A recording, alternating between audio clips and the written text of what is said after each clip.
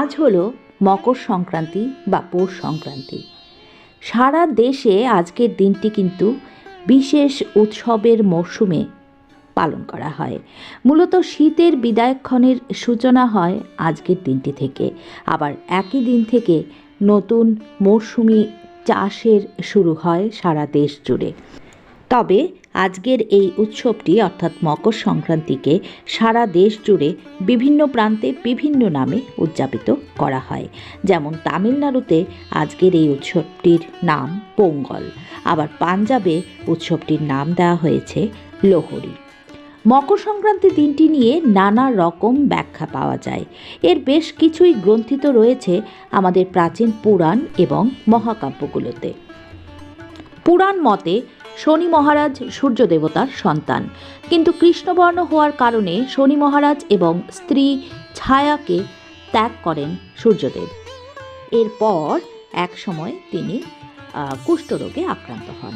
সেই সময় তার আরেক স্ত্রী সঞ্জনার সন্তান যমরাজ উদ্বিগ্ন হয়ে ওঠেন। যমরাজের একান্ত চেষ্টায় সূর্যদেবের কুষ্ঠরোগ সেরে যায়। এদিকে শরীর সুস্থ হতেই তার সমস্ত জ্যোতি গিয়ে পড়ে মকরের ওপর। তো সেই মকরেই কিন্তু বাস করতেন শনিদেব এবং তার মা ছায়া। তো সূর্যদেবের সেই প্রবল জ্যোতিতে তাদের বাড়ি ঘর সমস্ত কিছু পুড়ে যায়।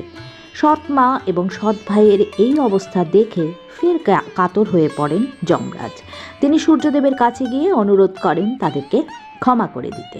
এই সময় সূর্যদেব সেই উদ্দেশ্যেই এগিয়ে যান। সেখানে সব কিছু পুড়ে গেলেও শনিদেবের ঘরে বেশ কিছু তিল অবশিষ্ট ছিল। তো শনিদেব সেই তিল দিয়েই পিতার প্রতি শ্রদ্ধা নিবেদন করেন। তো শনিদেবের এই শ্রদ্ধা নিবেদন করা দেখে পিতা সূর্যদেব যথেষ্ট সন্তুষ্ট হন। তখন তিনি একটি নতুন ঘর দেন শনিদেবকে, যার নাম মকর। এরপর সন্তানের সেই ঘরে তিনি প্রবেশ করেন। সেই ক্ষণকেই মকর সংক্রান্তির সূচক বলে কিন্তু ধরা হয়। এই মকর সংক্রান্তি নিয়ে জ্যোতিষশাস্ত্রে অন্য একটি তত্ত্ব প্রচলিত আছে। বলা হয় এই দিন সূর্যের দশার পরিবর্তন হয়। এই দিন সূর্য একাদশতম রাশি মকরের ঘরে প্রবেশ করেন। সেই নামের প্রসঙ্গ ধরেই দিনটির নামকরণ করা হয়েছে মকর সংক্রান্তি।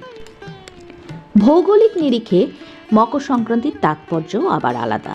মকর সংক্রান্তির দিন উত্তর গোলার্ধে শীতকাল শেষ হয় বলে মনে করেন বিশেষজ্ঞরা। এই দিনের পর থেকে সূর্যের উত্তরায়ণ শুরু হয়।